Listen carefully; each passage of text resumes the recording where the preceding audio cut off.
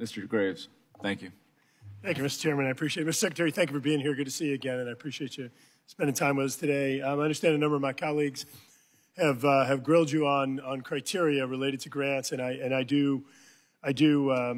not going to rehash it all, but I'll just go in and say I think it's really, really important, as you and I have discussed in the past, that the criteria that actually advances the mission of the Department of Transportation in regard to addressing traffic solutions and others need to be the priority of criteria that are used. I'm concerned that there's been new criteria that's been introduced that is outside the confines of the law that I think distorts the awarding of grants. And of course, an example of that, the state of California has received about 17% of all of the grants under the discretionary programs.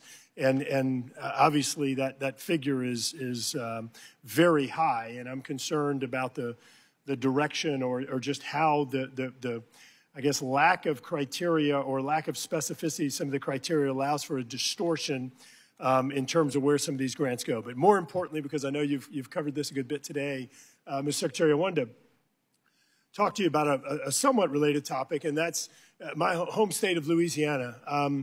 We are out here trying to build infrastructure projects, and like many states, and I know you've talked about this, the underinvestment in infrastructure that's happened for decades and decades. We, in the last 5 years or so, have been able to pull in some dollars on projects that have been neglected for decades. One of them, a really important project at home, it's called the COMEET project, and this is a Corps of Engineer project outside your purview, but it's a really important message here.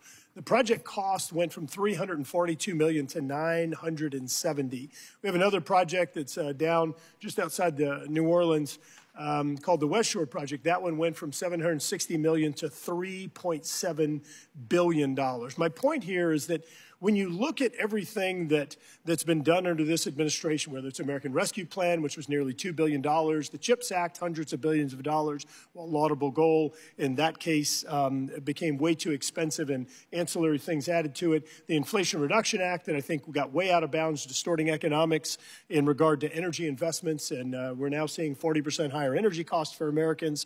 And which one am I missing? IRA, CHIPS, ARP, and of course, IIJA, one of your favorites. And I heard during IIJA debate, and of course, it being signed into law, all these people celebrating the increase in investment.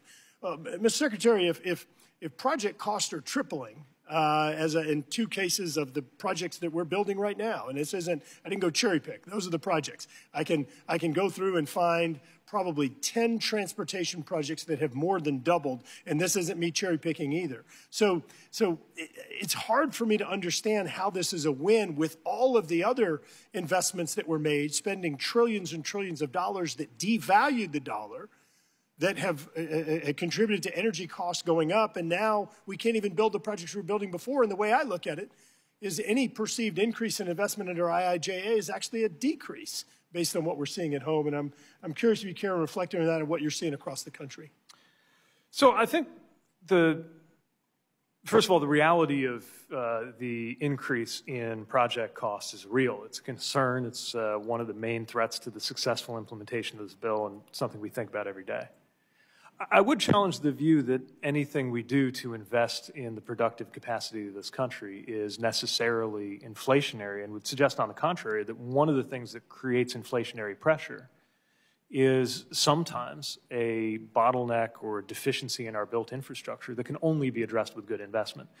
When we talk about the attention we're paying to ports or bridges or certainly things like rail infrastructure, I view this as something where part of the return on investment comes in the form of reducing some bottlenecks that can, in fact, contribute to inflationary pressures. But I agree with you that the value of a project is not the dollars in, but the outcomes. I agree that and I don't want to be perceived as saying that we shouldn't make investments because it's going to cause inflation. Please don't interpret it that way. I mean, look, Mr. Burleson wants a Ferrari, but he drives a Chevrolet. And in some cases, you got to prioritize and make sure that you're truly spending what is appropriate and you're prioritizing the dollars. Look, I just have a little bit of time left, and something else that I know you and I share concerns with is the FAA. We've seen a number of safety issues. Right now, we have 20% of the agency's leadership positions that remain vacant. I appreciate, as you and I have discussed, the FAA nominee, but just curious if you could perhaps quickly reflect on the vacancies in the top positions.